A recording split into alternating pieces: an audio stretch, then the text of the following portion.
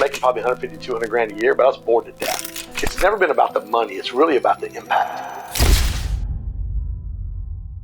Let me tell you one truth that you're probably not going to like.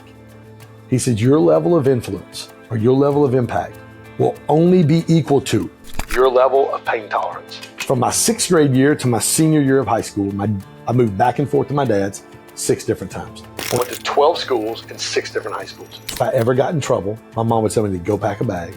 And I had 24 to 48 hours, and I was on a bus, a plane, and my dad was on the way to pick me up. I was with a woman in San Francisco that I loved very, very dearly. We didn't even make it across the bridge. We had an argument. I made her pull the car over. I got my suitcase out and I left. And here was a 53-year-old man living out the trauma of a 13-year-old boy. Except now, the woman wasn't going to tell me to leave. I was going to leave before you told me. Welcome back, everybody, to Flipping the Lid. You know what we do here by now. Here's the reality. We get to have conversations with some of the best and most impactful people on this planet, some of the most successful and significant individuals who've lived lives of meaning and purpose, but it's not always been bright. It's not always been light. And oftentimes it's a matter of understanding that contrast of life.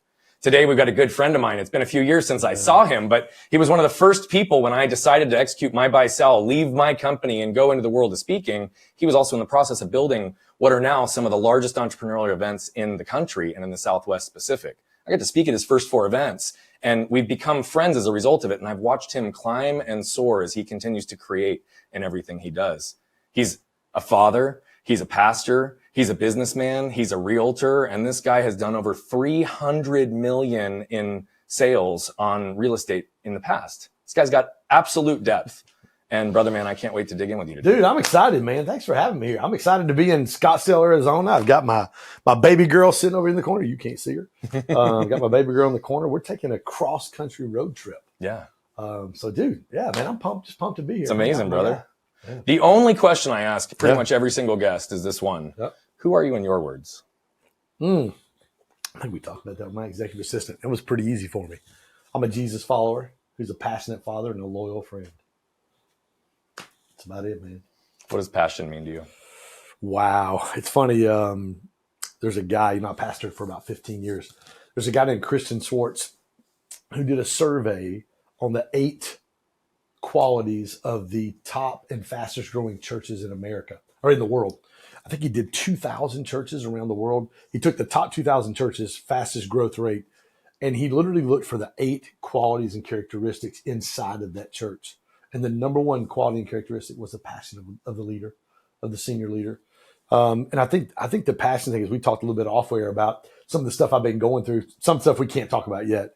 But I think passion is that thing that gets you through.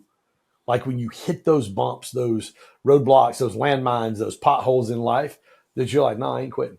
Nope, God's put a mission on the inside of me. I think that passion is when you get around somebody and they're sharing, they don't even have to be sharing their vision for what it is they do. But you're like, man, this guy, this girl loves life. Yeah. Like they are, the term I would use would be life-giving. It's like when you get around those people and you're like, I'll give you a perfect example. Your phone rings and you pick your phone up. You get 1 or 2 responses. Talk to them, click, face down on the table. Or when you get it and you're like, oh, dude, I can't wait to talk. Boom. And you're on the phone with them. Those people are usually passionate people. You want to talk to them because when you leave that encounter, dude, you feel like $1 million and you feel like there's nothing you can't accomplish. Yeah. So what is the mission God gave you, my friend? Wow, boy, that's full. That's a big question. Somebody asked me this the other day on a big podcast. Sean Mike Kelly did. I really believe my goal is when I'm done doing what I do, we change the way people look at the self-development space. I want them to be able to look at the self-development space and go, Ken did it right. Like he really did want something for me, not from me. Now, granted, we can make money and do all the things, right? But he really did want something for me, not from me. Yeah. You know me, dude. I love connecting people. That is my passion. It is where I get fulfillment. I was in Vegas last week. I told you this off air at the EXP Con. I don't know. A lot of agents, like 8,000 agents with EXP that are there. And I'm spending some time with a friend of mine named Noelle. She's like one of the top realtors in Minnesota. She has almost 600 agents in her organization with EXP. And so we were at dinner with her team. And she said, I want you to come to dinner with my team. There's probably 12, 13 of people that were there.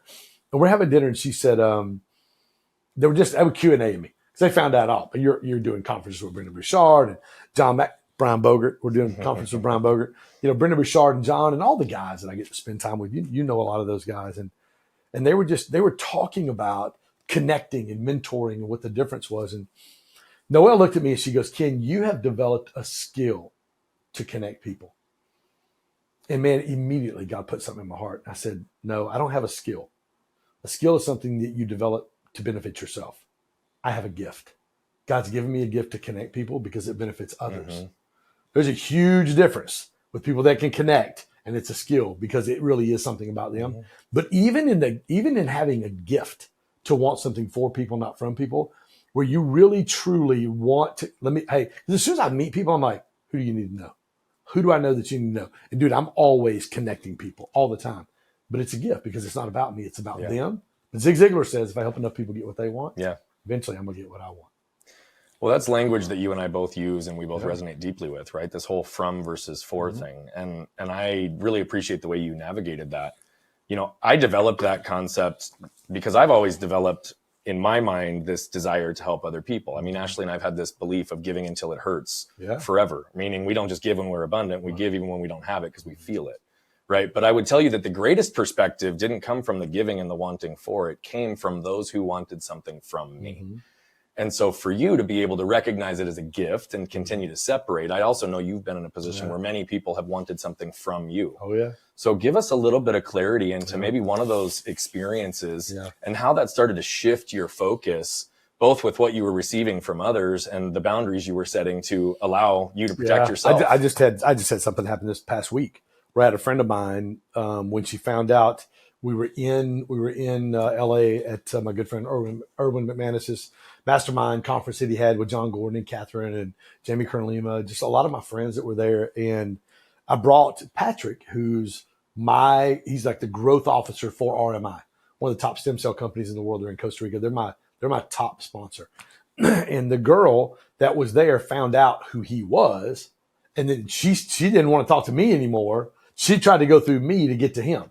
Well, as soon as I send, you can sense when somebody's out for themselves. As soon as I did, I severed the relationship immediately. And I mean, she was like, "Oh no, what about this? And what about this?" I'm like, "Sorry." But I just don't. That's not who I am. So you clearly set an effective boundary in a most recent situation. Most definitely. But take us back to a period a year ago, 5 years ago, 20 years ago, where you didn't have the clarity, the understanding, or the effective boundaries yourself, and someone was effectively able to get something from you. Let me say this. I think even if you have the boundaries, I'm always going to err on the side of the other person. I'm always going to be like, man, you know what? I'm not 100% sure, because people go, how do you differentiate who you connect? Well, number one, if I have somebody that's been referred by some, if you send me somebody, Randy Garn or Gary Bracco or any, it's one of those type of people send me somebody and they go, hey, do you know so-and-so? Done. Yeah. It's automatic. Or if I meet them and I feel like, you know what? This person's got a pretty high level of authenticity. You were at my event in Vegas. We did it at Brad Lee's when Gary Bracco broke down what authenticity was. A belief in a subject and a deep passion about a subject. When you have a belief and a deep passion, what happens is, and these are, Gary talked about the study of the electromagnetic frequency. It's the highest frequency we emit as human beings, and it's the most sought after. So when I get around somebody and I sense that authenticity and they need something, bro, I'm ready to act for them.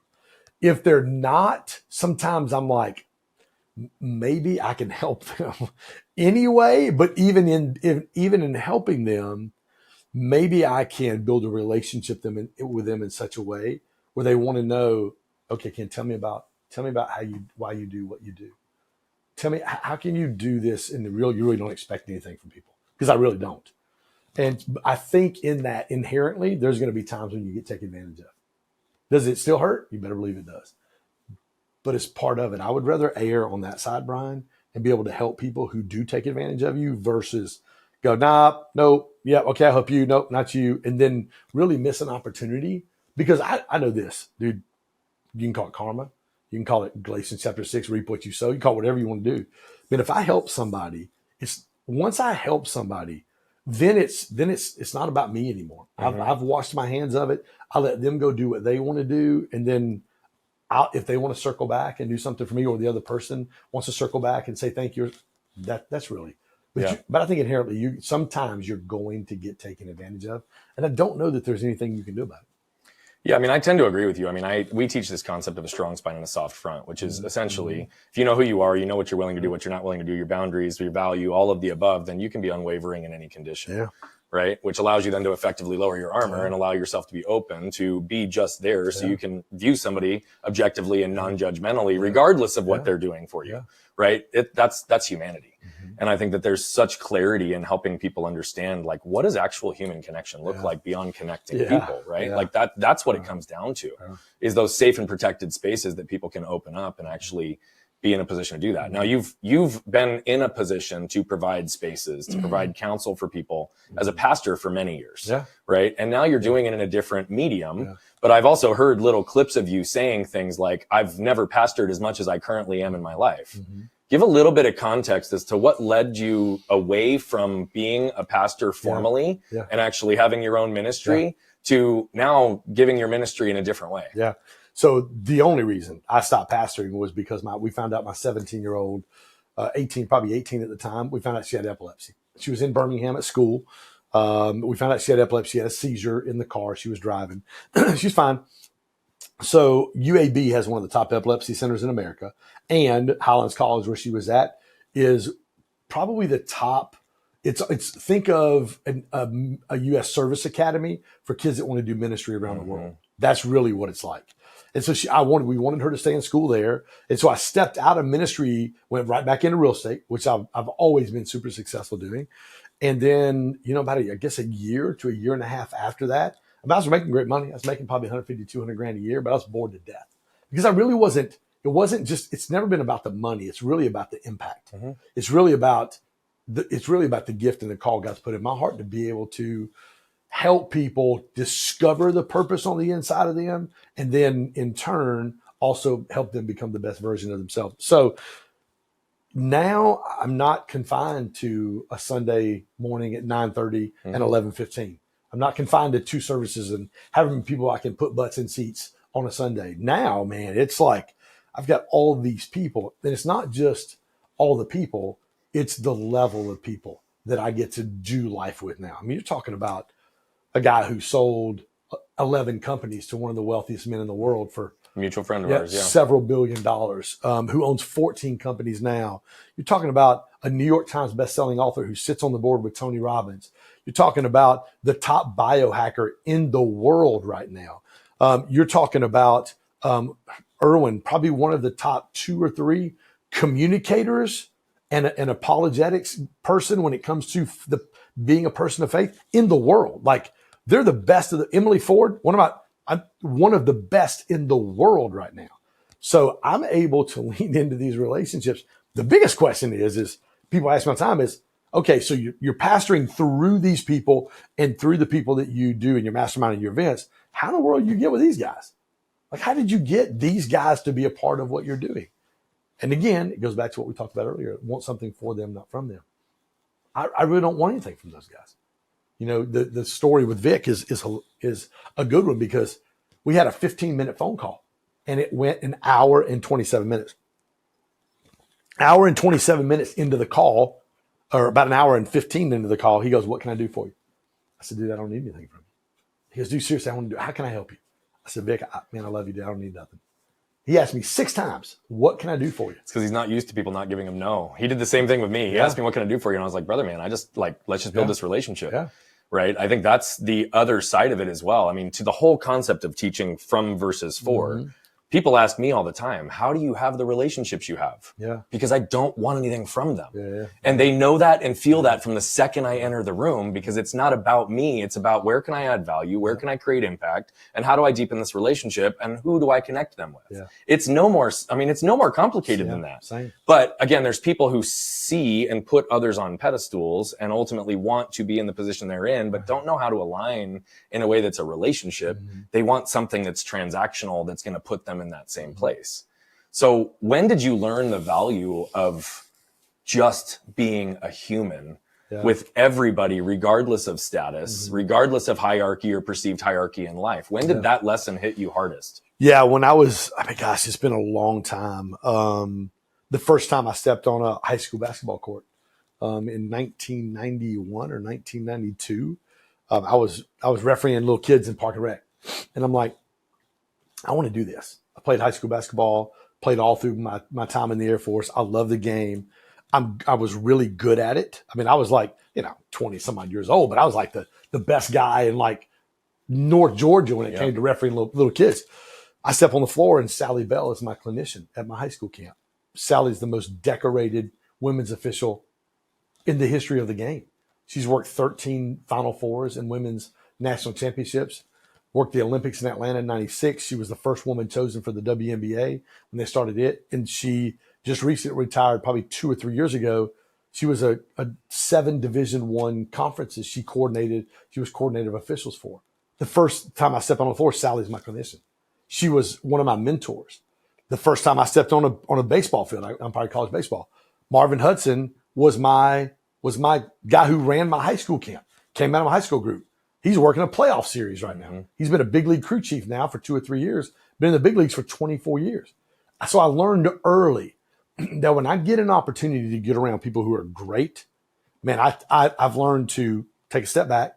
And it's not about the great thing is not about being in their presence. The great thing is, okay, what can I learn?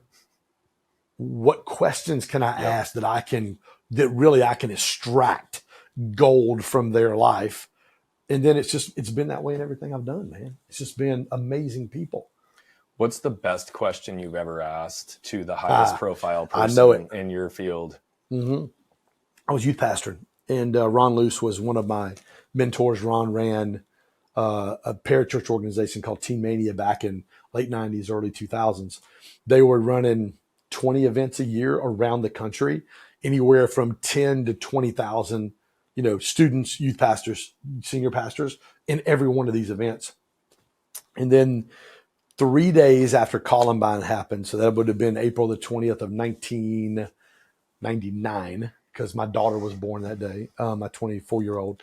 3 days before that happened, or actually 3 days after that happened, he did the first stadium event in Pontiac, Michigan at the Silverdome. 80,000 people there at this event. He was one of my very close mentors. We did an event about the year after that. I did local in Atlanta with a bunch of friends. I said, hey, what about Ron to come in and speak? Everybody's like, that's great. He's awesome. So I had Ron come in and speak. And we did an event, and I was on stage getting ready. We had about 11 or 1,200 students there. And so we're getting ready. I'm speaking. He's speaking. We've got, my buddies from Nashville. They were big at the time, a big Christian band around the country. They were doing the thing. I watched Ron walk in the door with my good friend, Tony Elrod, who is a youth pastor around on the other side of town. And I watched him walk up the stairs at the Georgia Mountain Center. Again, there's like 1,200 kids there. And I watched him sit in the camera well. And I just watched him. I'm on stage, but I see it. And I watch him walk up there and I see him sit. Well, we finished the event. And we go to dinner. We go to Chili's because when you're a youth pastor, that's where you go to Chili's, right? So we go to Chili's Or Applebee's. That's exactly right. Or Applebee's. We'd go out and we're sitting at the table, and it's just me and him and Tony, and I'm asking him questions. I'm like, hey, dude, tell me about tonight. What could we have done better? I'd already got a pen. Never forget it. Chili's, can I borrow a pen and a napkin? I'm writing stuff on a pen and a napkin. This is before phones and Palm Pilots, and we didn't have any of that stuff back then, right? And he goes, dude, you did a great job. It was phenomenal. I said, Ron, I know we did good. What could we do better? No, Ken, really, you guys did great. Ron, I've been listening to your leadership. This was cassettes back in the day, right? I've been listening to your stuff for 2 years. I watched you walk in the building, watched you walk up the stairs, sit in the camera row with Tony, and I watched you observe everything that was going on. What could we have done better?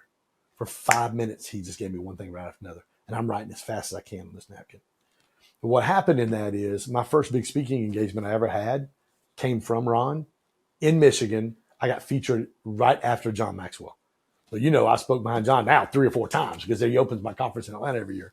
But that was kind of my big break, and kind of like getting on the scene was that moment. And it came from not because of what I was doing.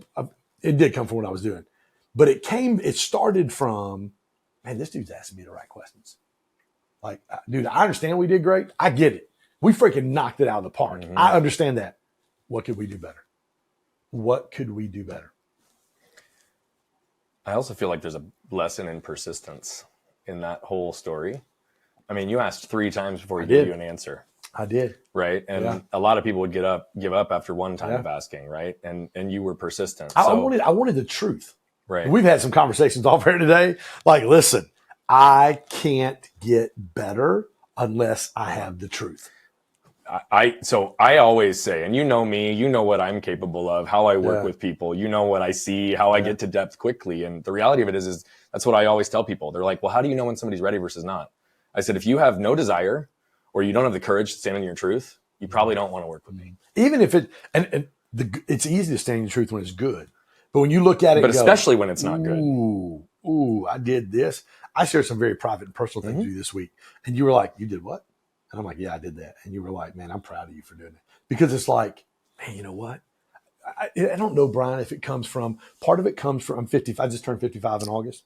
Part of it comes from getting a little older. You still have one of the most pretty bald heads I've ever seen. I am sexy. There's no doubt about it. I'm 55 years old. I'm like, dude, I don't have a ton of time to make it. I mean, when I look back at that event in Pontiac, that was in 2000, 99, 2000. That's 23 years ago.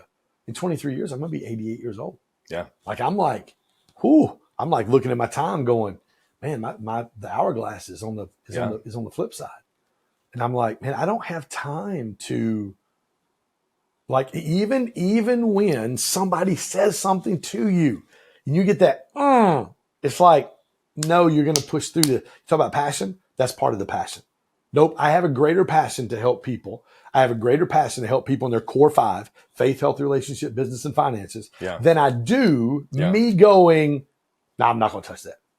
I've had in an unbelievable week. Again, I've got to have time and distance before I can share that. I'm not going to dig into that, but I want to share this real quick. Even after what's happened, after processing through, we're talking about getting better and getting feedback. After processing through, I shared with my therapist and one of my mentors, Craig Rochelle, pastors Life Church all across like Dallas, Oklahoma. That's the largest church in America. I had dinner with Craig and about 12 other pastors, 2010. And I'll never forget sitting there with Craig, and this is what he said. He goes, every one of you guys, how many of you guys want a church of 1,000 or 2,000? Everybody's like, yeah, we want impact. We want to make an impact. He said, well, let me tell you one truth that you're probably not going to like. He said, your level of influence or your level of impact will only be equal to your level of pain tolerance. He said, the level at which you can tolerate pain is going to be the level at which you're going to have impact. And I'm like, there's sometimes I'm like, okay, Jesus, my impact is good, right? I'm good. I just keep it right where it's at. But it's the truth. I mean, I think the reality of it is all of life is just learning how to exist within the chaos and still be centered and grounded, right? And that's your ability to also understand pain and what is actually painful versus not. Because there's also a bunch of narratives that fuck us up, frankly, and make us believe that something hurts or that we need to reduce, eliminate, or avoid pain at all costs, as you know. I do want to jump into, although we're not going to unpack some of the more recent stuff because I know the time isn't right. But the contrast between who I see sitting in front of me today versus who I had. I knew we were going here today. I mean, I wasn't planning to. It's just there's a big contrast, right? I mean, I see and feel a different energy from you. There's the same old Ken, right? But I also can tell that you've done some of the work that I'm going to go as far to say you were kind of avoiding in certain periods in a window of time when we met. It was painful. And again, I don't say that with judgment, but you weren't in a place where you were ready to do that. And so as a result, you're in the middle of starting to build a new business, starting to create this pathway of perpetual impact that's giving other people passion and purpose and understanding, while your marriage is falling apart, while you've got a bunch of other relationships that are kind of really holding on by the threads, and also a lot of trash from your past that was showing up as anger and shame and pieces that were keeping you way low frequency, right? Like, here's the reality. We're talking about frequencies with Brecca. And yes, that is the magnetic up here is right there. The lowest is shame. Yeah. It's registerable at 20 on the Hawkins scale. Whereas like courage is like 400, right? So it's a big gap, but I'm feeling a different energy from you today. And so you've clearly done some work. But what pain did you have to unpack? And what were some of the greatest ahas that have allowed you to start to work through that pain and move forward in your life? That's an easy question too. Easy answer. Ended a 27-year marriage about a little bit over 2 years ago. Separated for about almost close to 4 now, man. It's crazy. It's been that long. I walked into my therapist's office. March will be 2 years. Walked into my therapist's office in March, and I sat down with Maxine. I tell everybody she's a mild version of Medea. If you know who Medea is, she's an older black lady. She's hilarious. You walk in, she's like, how you and Jesus doing today? You and Jesus doing good today? You been praying in the Spirit this week? I'm like, yes, ma'am, I have. And as a matter of fact, Emma and I see her all the time. Emma loves her. And so first time I'm there, she sits down and she goes, tell me your story. And I said, well, here we go. Born in Detroit, raised in Pontiac until I was 8 years old. Parents got divorced. I was in second grade. Mom moved us to Georgia. From my sixth grade year to my senior year of high school, I moved back and forth to my dad's 6 different times. I went to 12 schools and 6 different high schools. And she looks at me and she's like, honey, why in the world would you want to move so many times? And I said, Maxine, I didn't have a choice. Mm-hmm. If I ever got in trouble, my mom would tell me to go pack a bag.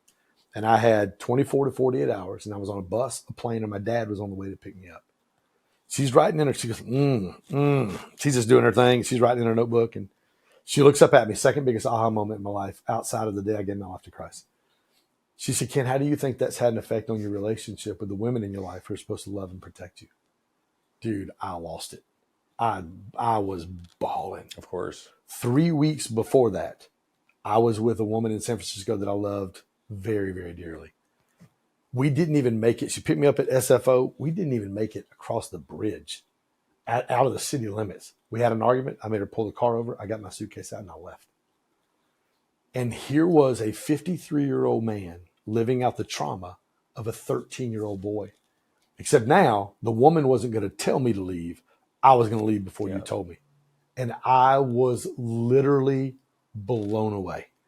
And I sat there that day and dude, it has been, I was like, I had no idea I had trauma. I was freaking pissed.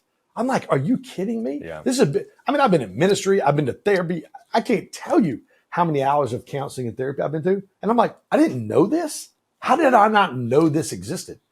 And I literally, dude, right then I made a commitment to myself. Dude, we're going to get better. We're going to get healed. One of my affirmations, 5, is I am whole. Mm-hmm. And I write whole in all caps in my journal.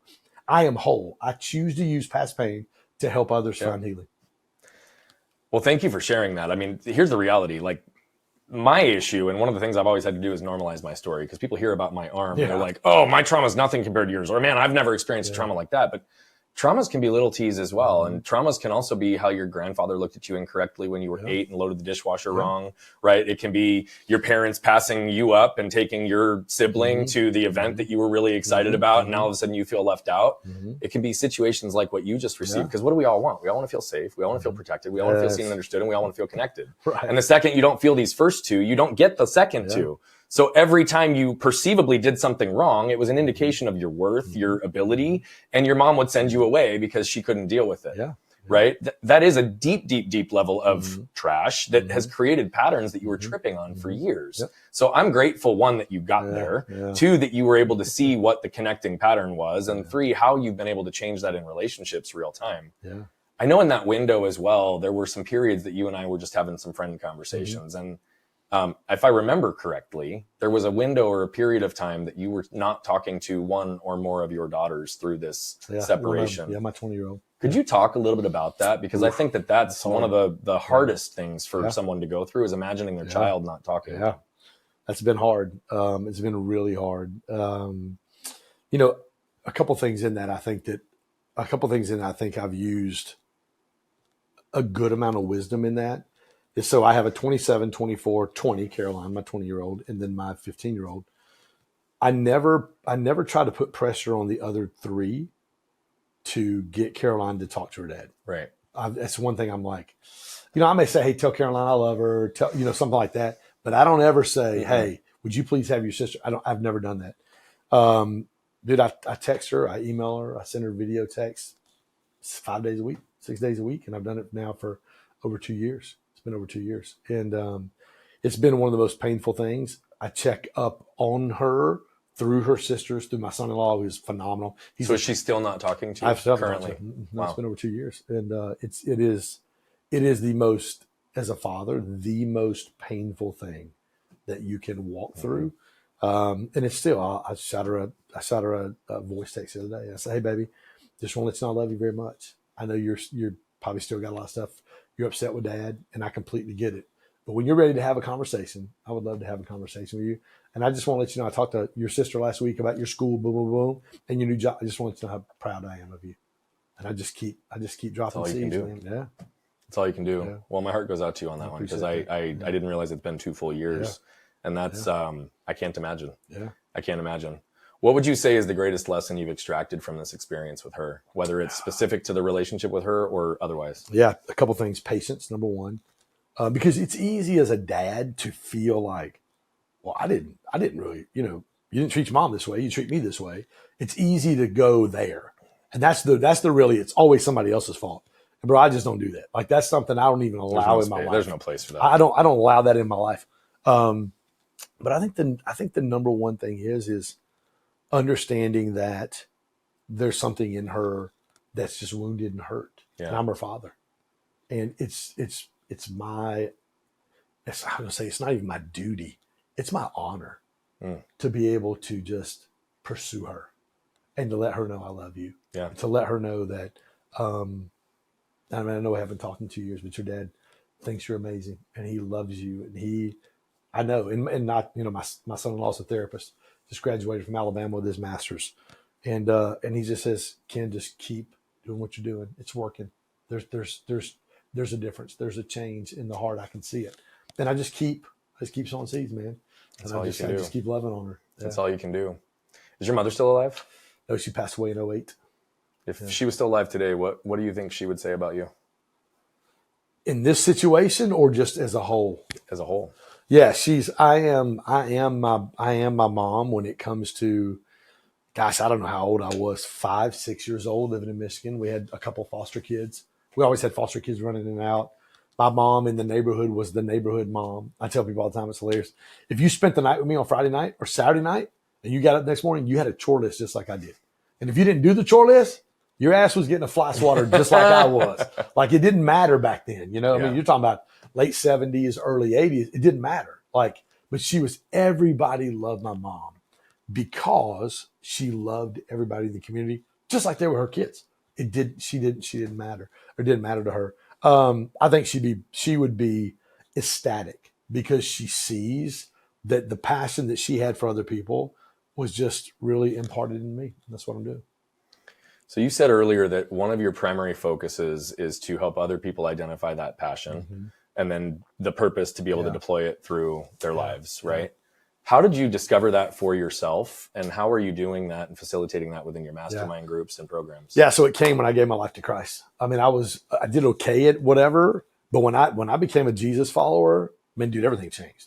I literally started to understand vision, mission statement, core values, BHAGs, like all the things, because I had such a transformational experience when I gave my life to Christ in August of 93. I was a different man. It was funny. 3 weeks after I gave my life to Christ, I was going to my pastor's to play basketball. I grew up in Detroit. I'm in Pontiac. Then I was in the military after that. I mean, if we went to play basketball, you were either cussing somebody out, fighting. I mean, there was something always happened, right? And I forget going to Todd's house to play basketball. And I came home and Christy asked me, she goes, well, how'd it go? And I was terrified. Like, I'm going to cuss somebody. I'm going to hit somebody. I remember I came home and she goes, how'd it go? I said, man, it went great. I didn't cuss. Like, as a matter of fact, I don't know that I've cussed in 2 or 3 weeks. Like, it was just something that was immediately taken away. And so I think it was then that I'm like, oh, wow, God, you've created me for a greater purpose. And I think that through my own transformational experience and then the subsequent growth and then everything that God did with me in youth ministry, growing a youth ministry from 7 kids to several hundred, and running one of the top youth ministries in the country back in the late 90s, early 2000s, I think it was, God, I'm made for more. Like, there's more for me to do. And that really started to unlock that. And then as I began to grow and I began to recruit leaders to help me with this vision God had given me to be able not just to reach my city, but to reach my state, to reach the Southeast, to reach the country. I believe when I did that, then what happened was I would see people and man, I was like, almost I could see into them to go, man, you're really good at this. A lot of it's just giftings and skills or spiritual gifts that God gives people to do. But it's crazy because what happens the majority of the time, Brian, is people don't believe they can do what people don't believe that they can be at the level that they really think they can get at. They always stop. Like, they have a lid that's here. And I'm like, no. Like, on a scale of 1 to 10, you're at a 4 and you're hitting your head. I see a 10 in you. Yeah. This is who I see you. It's exactly what Jesus said. Jesus went to Matthew. He's a tax collector or a fisherman. He goes, listen, stop being a fisherman. I'm gonna make you a fisher of men. Like, if you follow me, I'm gonna help you become something you couldn't without me. Yeah. It's the same thing. It's the same thing in any kind of leadership. I don't care if you're running a business, if you're running a nonprofit. Yeah. I don't care if you're coaching an 8-year-old girl's slow pitch softball. It doesn't matter. Leadership helps people go, man, I see this in you. And guess what, Brian? It's possible. This thing you see, man, when I was meeting with Noelle from Minnesota last week, and she's sharing with me some of the things, and now I'm speaking into her, dude, you can see those things come to life. Then we had an opportunity to go spend 2.5 hours with Brendan Broussard, and I brought her with me. And then I was sitting on the couch next to Brendan, just like this. We're just having a conversation, eating lunch. And I looked over and I said, hey, Noelle, come here. And I got up and I let her sit down. I said, hey, Brendan, this is my good friend Noelle from Minnesota. She's got some questions. She's wanting to either start a book or a podcast, and she's working with some guys that we know. And she just sat there, and I sat in the other chair, and I just watched her have that conversation with Brendan. And I watched I can do this. Oh, I can accomplish this. Oh, I can really, God, you really can use me to make an impact in the way that I'm believing you to make an impact. Yeah. What's something that you're still trying to convince yourself today that you're capable of? Well, I would say finding the right partner. But I know that we didn't get a chance to talk about this off air just a minute ago. But, working with Lauren and Maxine, Lauren speaks at all my events now. I mean, I was on the phone with her this morning, had a therapy session with her today, booked one for next Tuesday. Part of the process for me over the past year, I've dated a few people for 6 weeks, 5 weeks, 6 weeks. I mean, I literally have my ideal partner. I know exactly what she looks like. And so it's easy for me now because I know this isn't what we do. We don't raise our voice. Like, we don't have, and I shared this with you. This is in a recent relationship where, I would say, hey, you said this and this is how this made me feel. And then within 2 or 3 sentences back, they would get elevated and raise their voice. And I'm like, hey, listen, I love you, but I'm not getting elevated with you. I'm not going to lose you're not better than me because you've done the work and you're not going to get angry. Yeah, you're right. I'm not better than you. Right. I've just done the work on my central nervous system. So I don't have to do that. And the problem with trauma is, number one, think about it. I lived for 40 years. Brian, I had no idea it was there. I had no idea. You don't flip a switch and it goes away overnight. Are you kidding me? I didn't even know it was there, or I would have worked on it. It's not like I don't like to work on things. I did not know it was there. So people go, how do you know you've got trauma? Super easy. 2 things. Number one, you cannot set and hold healthy boundaries. Like, you can't. You don't know how to set boundaries in relationships in your life and go, hey, these are healthy boundaries and I'm going to hold these. Mm-hmm. And if you break these boundaries, I love you, but we cannot be in relationship together. Yep. How can you do that to somebody you love? No. How can they do that to someone they love? So healthy boundaries. The second thing is I respond versus react. Yep. Because, man, when somebody triggers you and you're like 0 to 100 in like 1.2 seconds, that is usually a barometer or a symptom that there is some unresolved trauma underneath the surface. And bro, I can't tell you how many hours of therapy and SE, things I've done with Lauren and with Maxine and my good friend, Dr. Rob Kelly, where I've been like, I come out of it. I'm like, dude, I'm a different man. Like, when I share this story of what happened to me this week, bro, people are going to be like, you did what? You handled it how? Yeah, hey, I'm not angry. Hurt, my heart's crushed, but I'm not angry. Yeah. Like, I can't even go deeper than that because it's going to kind of give. Well, no, I mean, shit. You used our language too. I mean, it's we teach triggers, reaction versus response, and really helping people move through this stuff. It's real, but you also mentioned nervous system, and I'm not even sure you knew 3 years ago what a nervous system was, but today you're talking about it with knowledge, right? Yeah. I believe that monitoring and stabilizing our nervous system has as much to do with the healing process as it does to do with what are we actually surrounding ourselves with and what tools are we using to bring it back into check. So we teach often that the number one thing that an entrepreneur can invest in, I believe, is nervous system regulation. Right? 1,000%. Which is why Lauren speaks at she was at Create. We had 350, 375 people there. She speaks for 20, 25 minutes on polarity, the masculine and the feminine, what it looks like. I get up, we pull up 2 chairs, we sit down, we have a conversation. I share my story about discovering my trauma. And then I talk about my relationship. Dude, there's not a dry eye in the joint. Bro, I mean, everybody in there. We put Kleenex on the table after lunch just because we knew this is going to be raw for some people because people came in that room not knowing they had unresolved trauma. Which happens every single time I take stage in any room. Every time. Yeah. Yeah. Because it's when you can get somebody to feel and think in a way that they actually have permission to for the first time in their lives. And they have somebody who's vulnerable enough to be actually modeling and demonstrating what it is. It provides transference and transformation in collective rooms. Yeah. And that's why our communities exist. That's why we do a lot of group stuff, because we can impact more people through each and every person's individual truth. What are the greatest ways that you're currently regulating your nervous system? What do your practices look like? What are the things that are a little harder for you to do? Yeah. Boy, I've had a chance to do it all in the last few weeks. One of my things in my SE work with Lauren is, I've got two. Number one, I've got my Mont Blanc pen that's in my GSD planner. My best friend bought it for me in December of 2001 when I closed my first mortgage deal. Cool. He brought it to the table and handed it to me. He goes, "Here, this is yours." And it's 22 years old. I still use it today. And that pen to me, because she asked me during the whole beginning of therapy, was, what's something you have that represents you can do anything? I was like, it's that pen. I've used that pen, Brian. I was one of the top mortgage brokers in the state of Georgia for years. I mean, we finished number one, SunTrust Countrywide, on the wholesale side 4 years in a row with both of them. We were killing it. Housing market crashed. That same, I just now thought about this. That same pen I used for all those closings was the same pen I filed my bankruptcy papers with. That same pen I signed all those mortgages with, all those bankruptcies with, is the same pen in 2010 I used when I planted my church. And in 2017, 18, when I went back into real estate, and in 2019, finished 7th out of 3,725 agents. It's the same. I said, when I look at that pen, it tells me I can do anything I need to. There's nothing I can't accomplish. There's nothing I can't make it through. There's nothing I can't get through. And so if I have a moment, and it's only happened a handful of times, I'll pick that pen up and I'll hold it and I'll look at it. And man, it instantly takes me.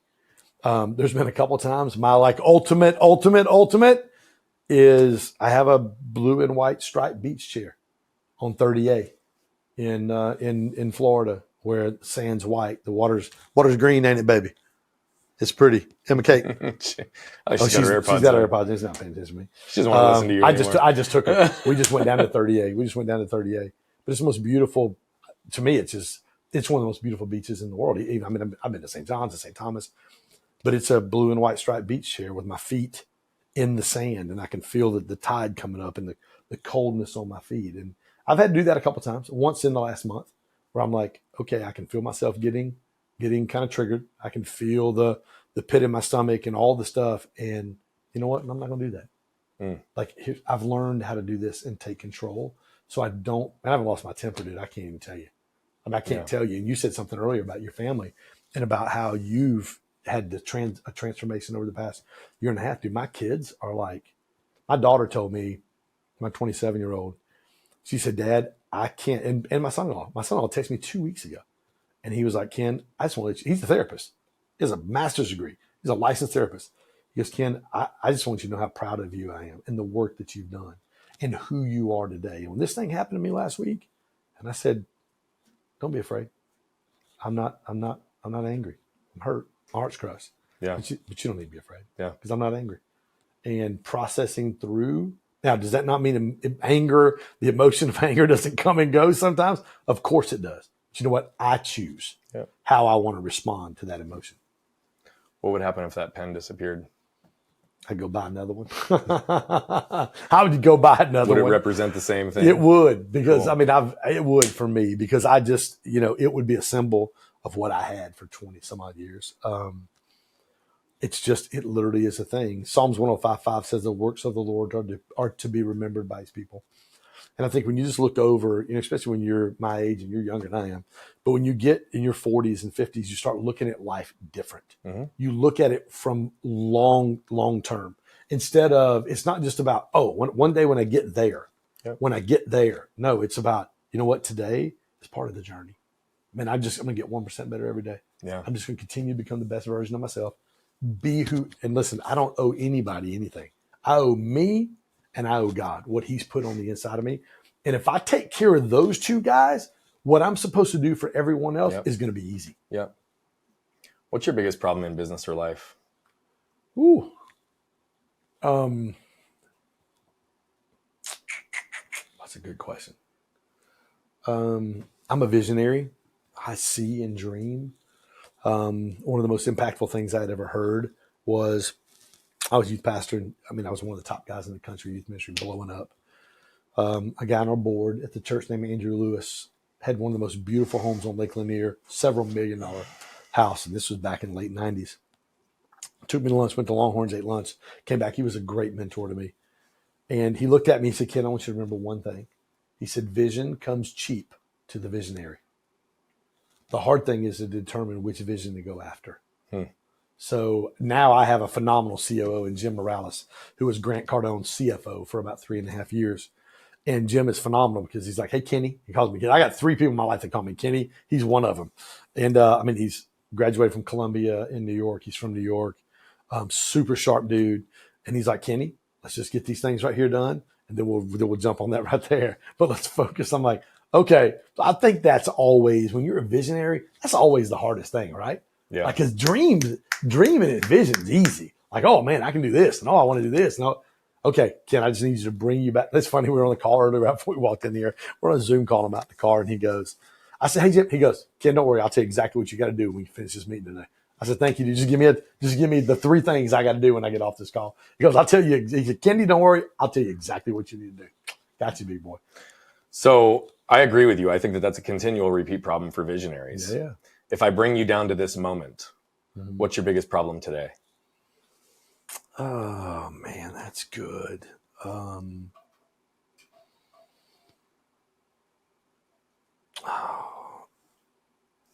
Spending time with my 20-year-old, talking to my 20-year-old. Nothing else really matters, right? I think in the scheme of life, that is all that matters. Yeah. I think that's a beautiful answer, and we've already covered some of that. So I'll leave that one alone for now. We don't need to beat that dead horse. You mentioned that one of the people that is one of your top sponsors is stem cells down in Costa Rica. Now, have you done stem cells yourself? I did, man. They gave me 2 treatments to go down. I called Erwin McManus and I said, hey, dude, what are you doing in 3 days? He goes, why? I said, RMI sponsored. They given me 2 stem cell packages. They're about $45K a piece. Yeah. And I said, and it's a gift. Just go to Costa Rica with me for 2.5 days. He goes, I'm in. He gave me the okay. He goes, I'm in. Yeah. And he committed to me on the spot. We went down. So I was having a lot of lower back pain, a lot of hip pain. I broke my femur in the 5th grade. So I was in traction for 6 weeks. So my left leg's a little longer. My hips inverted a little bit. So that would have been 42 years of compensating and all the stuff. I just had a lot of lower back pain. I lift, I've lost over 80 pounds, that. But I had a lot of back pain, a lot of left hip pain. And so we went down, we spent 2 days there, therapy both days. One of the things they did was the ortho injection where they put you to sleep. I got 10 million stem cells in an IV in my wrist. And then they take the big ass long needle. That's why they put you to sleep. They shot me on my neck. And they did an MRI. They showed you exactly what they were looking at. And they could point out, hey, this is the problem spot. Yep, that's exactly where it hurts. And they did that. Dude, 6 hours. I woke up and it was about an hour process. I woke up an hour later, 6 hours later, I've had no lower back pain. It's completely gone. I can't even tell you how crazy it is. It's absolutely insane. So I believe it. I'm buddies with Flex Lewis, and he was talking to me about what he did back at Cambridge. And, he's put a lot lot of stress on his body, given what he's done in his past, right? Yeah. Was at a point, not long ago, 10 years ago, where he was incapable of kneeling down, right? Because of all the years of squatting and doing heavy stuff. He said within a week after the Cambridge, he like jumps. He does box jumps now. He's like all over the place. It's dude. Erwin's running around McManus like crazy. I was talking to Kim. I had not met Kim until our dinner at their house on Thursday night. I walked up and I said, "Hey Kim, I'm Ken. I'm the one." She goes, "You're the one that took Erwin to die in Costa Rica," because that was the joke around his household. Dad's gonna go die in Costa Rica. Yeah. And but she's like, "Ken, he's never had this energy. Yeah. His knees don't hurt. His wrist doesn't hurt. Like it literally is." Fountain of youth is the wrong word to use, but dude, it's been a game changer for me. Yeah. Well, that's, I've looked into it myself. All the pain I've dealt with in my past. I dealt with almost daily pain for 31 years. And the reality of it is it wasn't something that at this stage in our business, I chose to invest the money in, even though I recognized the value in it. But man, I don't know if you've heard of LifeWave patches, but they basically have these infrared patches that activate the light and the natural stem cell production in your body. So that was an alternative that I did. And I started that about a year ago, and my AC joints completely shot. I've got blown out discs in C6 and C7 that were all causing pain. I haven't had any pain in almost 9 months, brother. Man. That's good. And so, I mean, I'm going to go down the full path of stem cells at some point, but I'm really happy that I knew all the pain you were dealing with 2 years back. Game changer. There's been 2 things. Gary Brecka's 10X Health Systems, the genetics test with that MTHFR gene. I mean, literally, dude, when I started taking methylated folate, game changer. My mind doesn't race. I sleep. It is that I've been was supplementing with that for a while. Oh, huge game changer. And then from there to the stem cells, it's been great. I'm going back the first week in December. I'm getting a facial. Getting a stem cell facial. I know, what is that gonna do? I don't know. Who knows? Gets rid of these 55-year-old black under my eyes. I don't know. But anyway, so it's just part of it. It's part of my deal with him. So, yeah, no, I mean, I think that's awesome, man. That's amazing. Where do you think you're still protecting yourself? Ooh. It's crazy. I think the more that you walk through what we've walked through in life, especially in relationships, especially in intimate relationships, man, I long for a partner to do this with me. I don't want to do this alone. I want somebody to be on the stage with me. I want somebody to get up in the morning that I can grab. I don't do coffee because I don't need coffee because I'm already 100 miles an hour since my feet hit the ground. Somebody that I can do coffee for, and we go to the gym together, and we come back and make breakfast, and we laugh, and we make love, and we love life. Like we live life to the fullest, and we get to make an impact together. I think the patience for that is probably, because Lauren says it all the time. It's a couple things. If it's not a hell yes, it's a hell no. And in this last relationship, even though everything that happened that will come out in the future, I knew up front, as bad as I wanted it to work, I'm like the work's not been done, and there was no willingness to do the work. That's hard. And this is a woman I love more than any woman I've ever loved in my life. And it's hard. But I just think patience. It's just being patient and trusting God in the process, which is always hard, right? Yeah. Okay, God, I'm going to stop. Like, you do what you need to do. And Lauren says it all the time. She's like, man, Ken, I have 2 therapists that speak into every relationship I have when it comes to a romantic relationship. Yeah. I don't do it on my own. I refuse to do it on my own because I want their input in what am I missing? Am I missing something, or something I'm doing that I need to be doing? Or is there something I'm missing in them? Because, anytime, especially when you're 55 and you're by yourself and you were married for 27 years, I don't like to be alone. Yeah. I want a partner to do life with. Patience, and then listening to, which I'm pretty good. If Lauren or Maxine say, hey, this is what I think you need to do, I'm pretty good at kind of praying through that and then putting that into practice. Yeah. I mean, there really is just unbelievable benefit to having a partner. I see you sipping on drips. We might need to pause and get you some more water. Yeah. Here, bro, finish mine. You're drinking more than I am. That sushi and that sushi and soy sauce got my mouth dry. It's okay. Yeah, I saw you those last couple of drips. I was like, I need to get him something else. I lost my train of thought while you were talking about that. With protection partnership. Yeah.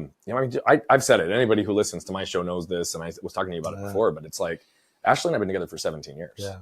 We hid from each other for 14. We didn't know it, right? So we were in a happy marriage that was going well, and yet we were both still alone and lonely because the connection wasn't as deep. Yeah. We say we've hid from each other for 14. She's only felt emotionally safe with me for 18 months. And that gave her the window to lean into our business. And to your point, when she's next to me, right? When she's alongside me when we're running our 3-day events, when she's co-facilitating at our retreats that are changing people's lives, when she's interacting directly with clients, when she's there in the audience supporting me when I'm on stage, it's a complete different experience for me. Yeah. It totally is. And so patience is one of those things that is fleeting in moments. I get it, dude. Right. And but I can tell you that, like, your focus and desire for that, one, it is possible regardless of whatever history has existed.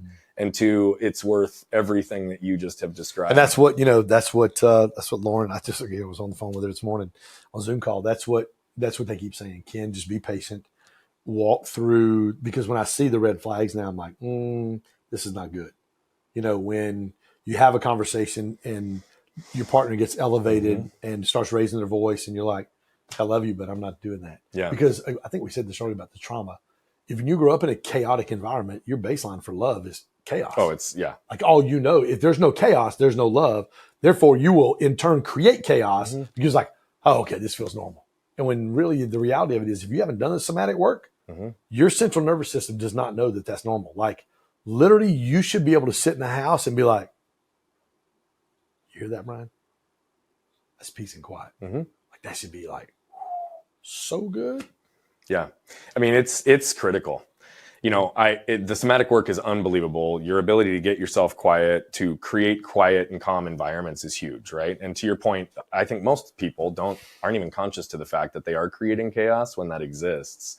It's unbelievably important. We've talked a lot about this concept of healing, and you've heard me say for years, if you don't feel, you don't heal.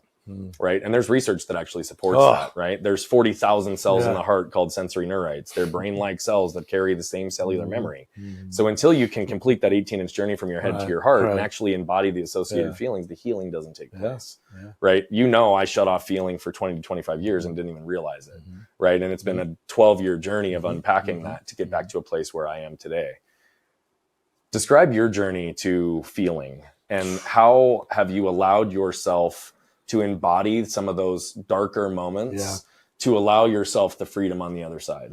Yeah. Well, again, I've got 5 affirmations, and two of those, my last 2, are a huge part of that. It's I am whole. Yep. I choose to use past pain to help others find healing. The last one is I am enough because I am his child. Like understanding that it's not my identity. Even in this situation that just happened, just having conversations with my therapist. A year and a half ago, I would have been like, what's wrong with me? How come I'm not good enough? What did I not do that I could have done? Now I understand, Ken, this got nothing to do with you. Like when you're having a conversation and your partner gets elevated and you can look at her and go, hey, I love you, but I'm not going to get elevated with you. Well, you're not better than me. You're right. I'm not better than you. I've just done the work. So, and I know what it's like. I know what it's like in our relationship a year and a half ago to go, she gets elevated, you get elevated. You got a freaking train wreck. And then you're screaming and then you're like, oh, I'm so sorry. I'm so sorry. And then you get back together and your central nervous system is like, whoo, yes, that's love. No. Yeah. That's chaos, honey. You just don't know it's chaos because that's the environment you were raised in. It's the environment I was raised in.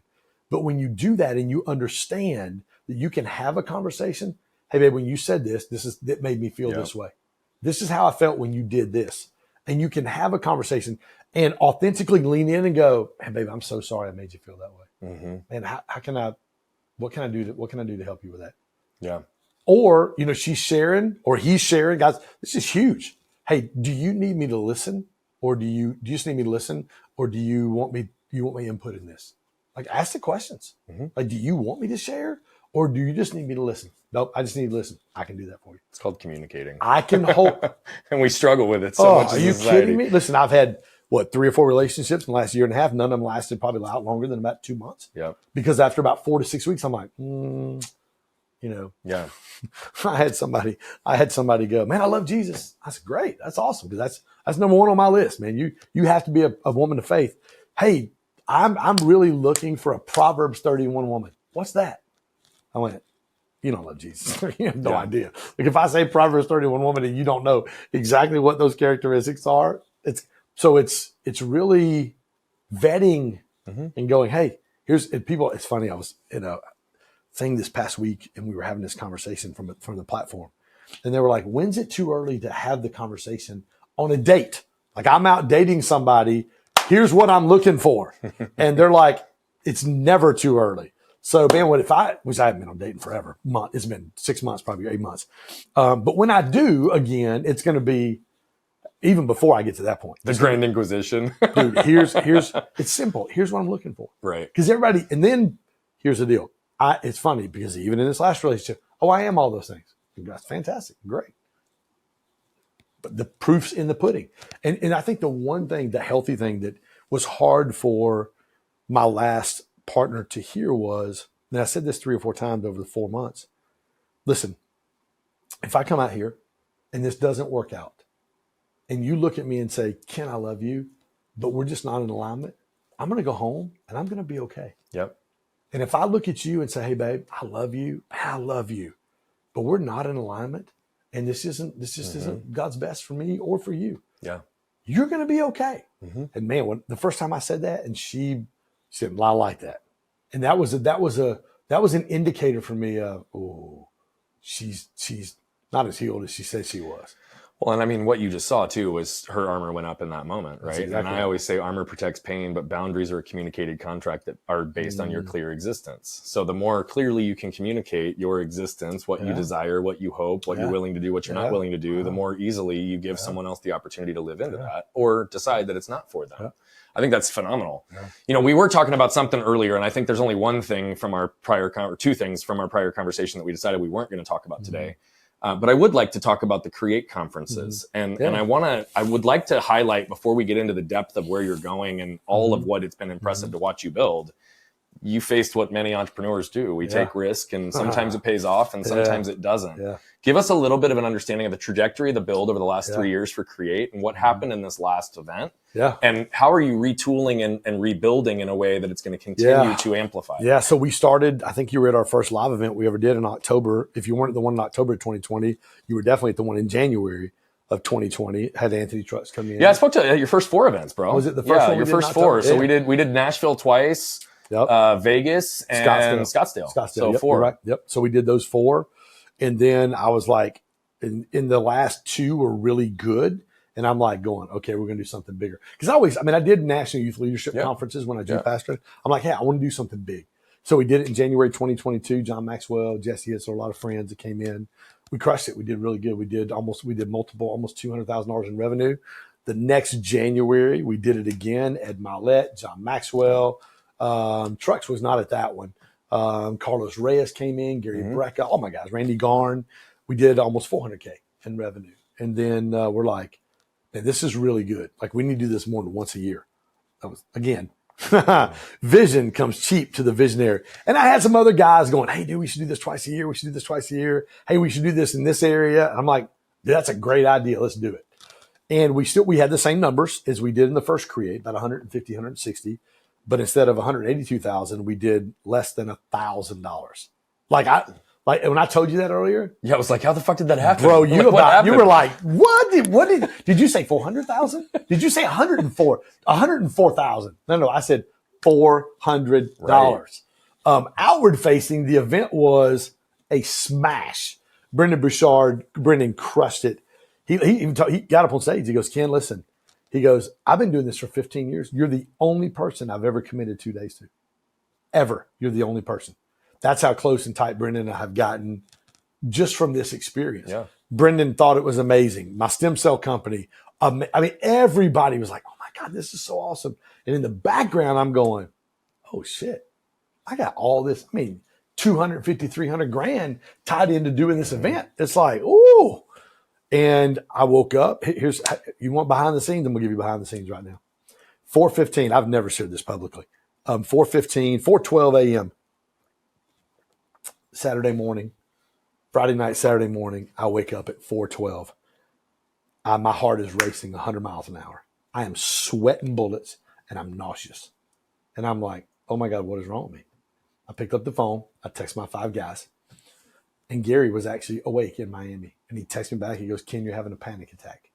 Here's what you need to do. I'm like, okay. So I just walked through the breath work that Gary gave me, took a cold shower, thought I was going to throw up. I didn't. I laid back down in the bed. My nervous system had regulated. And I'm like, oh, dude, I'm exhausted. So it was like 10 after 5, took me about an hour to do all that. I turned the sleep on my phone so it wouldn't vibrate or buzz. I laid down and went back to sleep. And by about 7, people were banging on my door of my hotel because nobody could get in touch with me. And they were like, Ken's dead. They were like, what's wrong with him? And I'm over the door. I'm like, dude, what are you banging on my door for? It's like, this person's calling us. Randy Garn's calling us. Gary Breck is calling us. What you can probably tell by now is that I love telling these stories, but what I love even more is the impact that's coming from them. You see, we're on a mission to impact over 1 billion lives as quickly as possible. But to do that, we need you. See, we believe that moved people move people. And so all I'm asking is if you've resonated, connected with any of the messaging, please consider commenting, sharing, leave a rating and review. Thank you so much for tuning into Flipping the Lid. And if you want more information on the show, how to become a guest, how to recommend a guest, or any of the other details, head over to flippingthelid.com.